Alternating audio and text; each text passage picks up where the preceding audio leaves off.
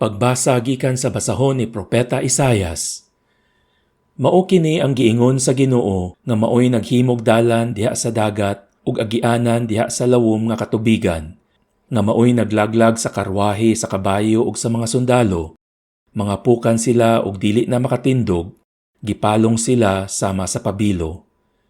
Apan ang Ginoo miingon, ayaw na hinumdumi ang nangagi, ni mamalandong kamo sa mga butang sa karaang panahon.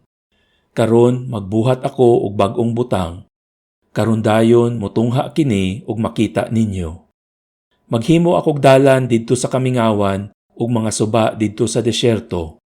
Pasidunggan ako sa ihalas nga mga mananap, mga lobo ug mga abistros.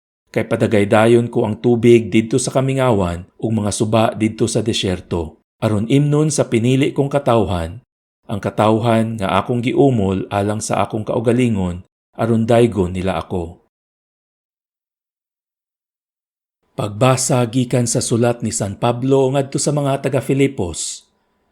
Mga igsuon, giisip ko na ang tanan nga walay bili tungod sa kahibalo bahin ni Kristo Jesus nga akong Ginoo, nga labaw pa kaayo kabililhon.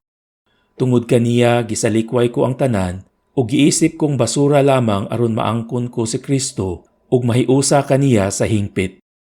Wala na ako magbaton sa pagkamatarong nga gipasikad sa pagtuman sa balaod, kundili sa pagkamatarong nga nadawat ko pinaagi sa pagtuo kang Kristo. Pagkamatarong nga gikan sa Dios ug gipasukad sa pagtuo. Ang tinguha ko lamang mao nga maila ko si Kristo ug masinati ko ang gahom sa iyang pagkabanhaw, ingon man nga makaambit ako sa iyang mga pag-antos ug nga mamatay ako sama sa iyang pagkamatay uban sa paglaom nga ako banhawon. Wala ako magpasabot nga nakab-ot ko na kini o nahingpit na ako. Nagpadayon ako pagpaningkamot sa pagkab-ot niini, kay ako iya naman ni Kristo Jesus. Hinuon mga igsuon, wala gayud ako maghuna-huna nga nakab-ot ko na ang akong gitinguha.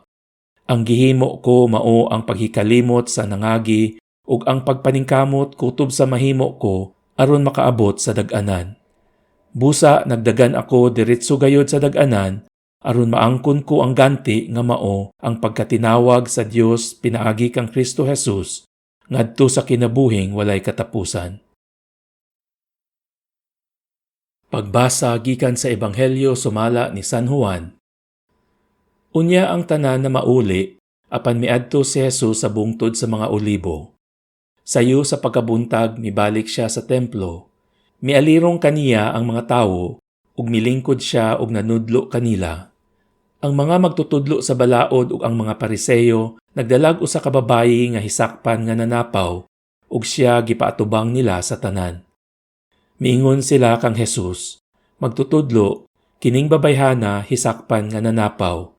Sa atong balaod nagsugo si Moises nga ang magbuhat sa ingon kinahanglan batuon hangtod mamatay. Karon unsa may imong ikasulti?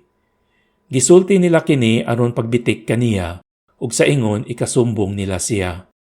Apan mitikubo si Jesus ug misulat sa yuta ginamit ang iyang tudlo.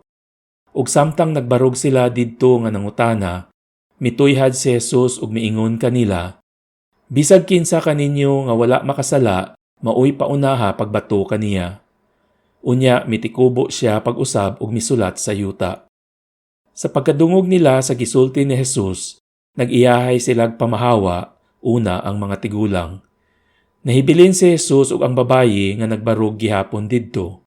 Si Jesus mituyhad ug miingon kaniya, babayi, hain naman sila. Wala ba'y nagpabilin aron pagsilot kanimo?